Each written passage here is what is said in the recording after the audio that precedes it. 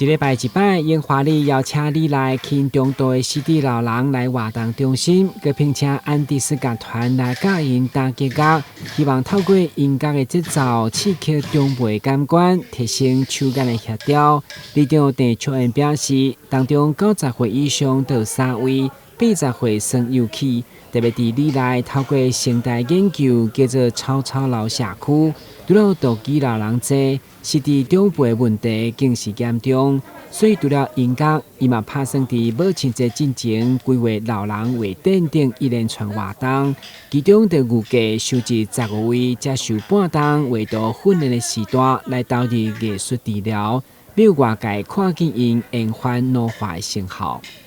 透过不同的活动，想要让那个失智症的长者能够，有更进一步的，延缓。那发现这个，黄云浩老师的行动工作室，他来这边做研究，是根据有轻度失智的长者半年内的研究，每个礼拜一次，2个半小时，让他们画画。那从不同触感的材质，铅笔、色铅笔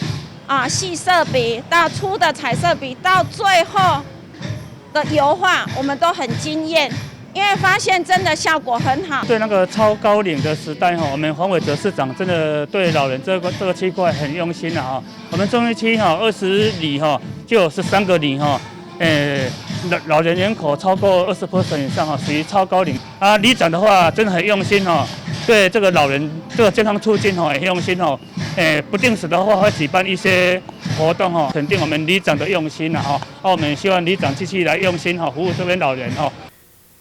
在里长收藏老人创作过程，有热心的民众嘛找出一包伊伫厝内珍藏50-60档的画作，也就是1937年伫南京所举办第2摆全国美展的作品，互大家大开眼界。我上网甲搜寻啦，应该是迄个敦煌守护神常书鸿画图，应该是无毋对，但是我还袂去摕到图录，袂当确定。我有摕互看过，伊讲这把图得要100档保存有够无简单伊讲相当不简单。嘿大家看者，我放伫阮兜放，从民国50-60年代买的到现在都没有拿出来过。根据了解，针对艺术治疗团体运用伫失智长辈效果，拢持续有咧做研究。所以不管音乐，或者是画作的训练，伫失智老人不断提升的情形，拢提供政府相关机构一种真好的参考。台南新闻，阮是何超邦采访报道。